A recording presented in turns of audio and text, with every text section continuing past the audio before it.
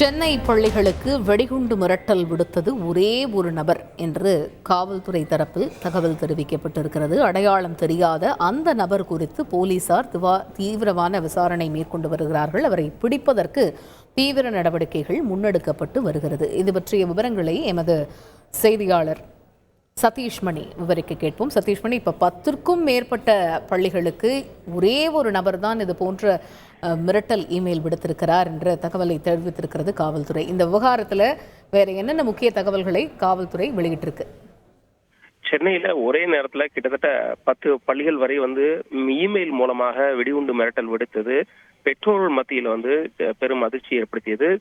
சில பள்ளிகள்ல பெற்றோர்கள் உடனடியாக பள்ளிக்கு விரைந்து குழந்தைகளை பதற்றத்துடன் அழைத்து செல்லும் அந்த காட்சிகளையும் காண முடிந்தது.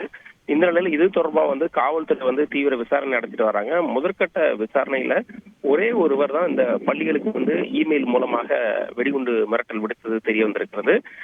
அந்த மெயில் மூலமாக வெடிகுண்டு மிரட்டல் விடுத்த அந்த இமெயில் ஐடியினுடைய அந்த ஐபி அட்ரஸ் அதை வைத்து தீவிர விசாரணை நடத்தி வருவதாகவும், அடையாளம் தெரியாத அந்த ஒருவர் யார் எனவும் தீவிர விசாரணை நடத்தி வருவதாக காவல்துறை தரப்புல தெரிவிக்கப்பட்டிருக்கு.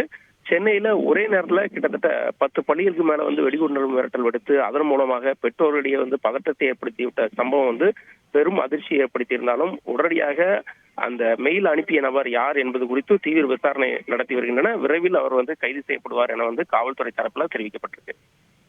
தகவல்களுக்கு நன்றி சதீஷ்மணி. செய்திகளை உடனுக்குடன் தெரிந்து கொள்ள உடனே சப்ஸ்கிரைப் பண்ணுங்க.